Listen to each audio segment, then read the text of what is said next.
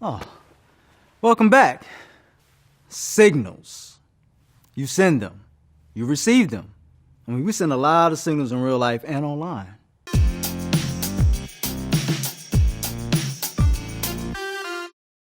When tech folks talk about signals, they mean the things we do that help others learn about us.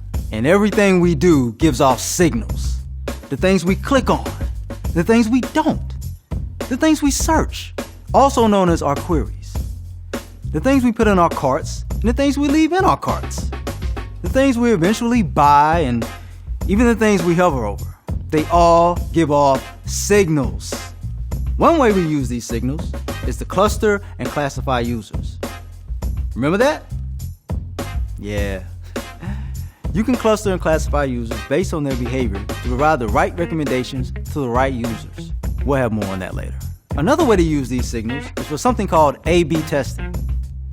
This is a method of putting two options out there to see how users are going to react to them. Let's take it back to the classroom. Say Ms. Harris wants to see what videos her class respond to. She shows some of the kids a video that teaches math using kittens. And some kids see one that teaches math with puppies. Oh.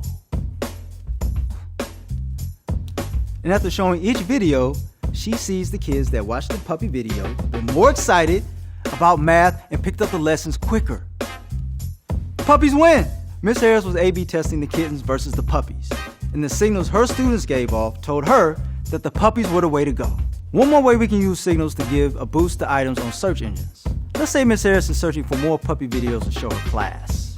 Because of the signals Ms. Harris has given off previously, searching for educational puppy videos, lesson plans relating to these puppy videos, and puppy worksheets for kids, the search engine is able to provide more relevant results when Ms. Harris simply types in educational puppy videos. Every signal sent is a piece of JavaScript object notation, little bits of data. With each person giving off thousands of these tiny bits of data, if you tried to read all of them, your head just might explode. That's why it makes sense to bring all of these signals together to create your digital footprint. Then we can follow these footprints to make sure the users are getting the experiences they're looking for. Your customers are sending you all the right signals, and now you're ready to listen.